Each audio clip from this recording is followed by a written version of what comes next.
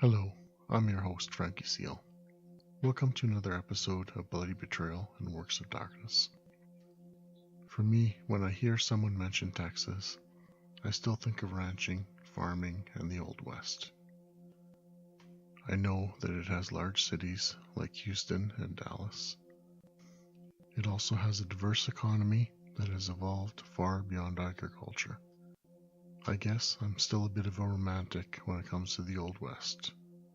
Maybe it's a desire to ride the open range or a need to return to a simpler lifestyle.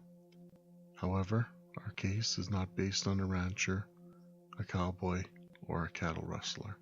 It's about a teenage girl from the Lone Star State that's gone missing. Athens, Texas is a community of around 12,000 people that's located not too far from Dallas.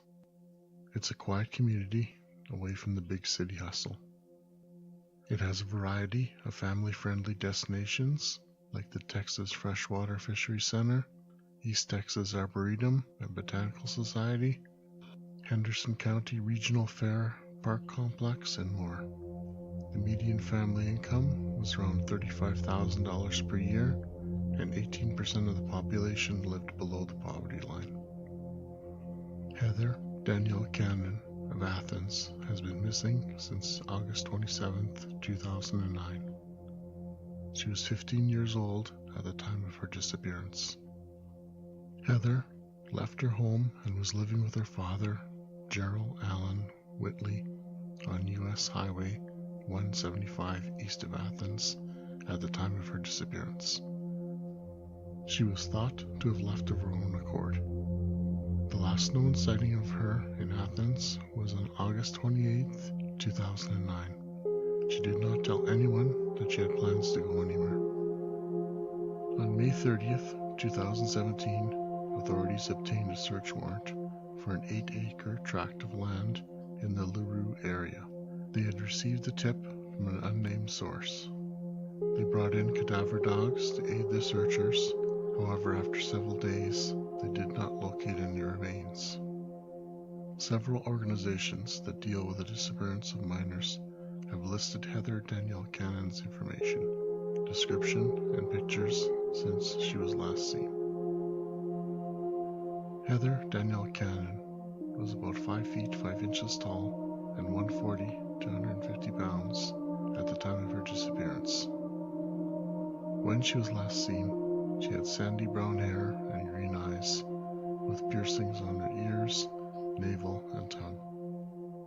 Did Heather leave her father's place to travel to another city? She had previously traveled to Florida and New York. Did she know anyone in these areas? Could she have broken ties with everyone to start a new life there? Girls at around that age are often starting to go out on dates. Was she in a relationship with someone and they both chose to run away? Or could she have been with someone that was involved with a bad crowd and they abducted her?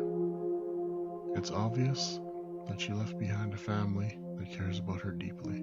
Did anyone have a motive to abduct or harm her? Heather's mother has maintained a page called Please Help Find Heather Danielle Cannon on Facebook for years. They are still making posts on this to this day, asking for prayers and her daughter's return. Heather is truly missed by her family and friends. If you know of her whereabouts, or you have any information that could help find Heather, please contact the Henderson County Sheriff's Department or the National Center for Exploited and Missing Children. I'm not making any accusations in this case, nor do I mean to shed a bad light on anyone. I'm only providing information on the case that's publicly available.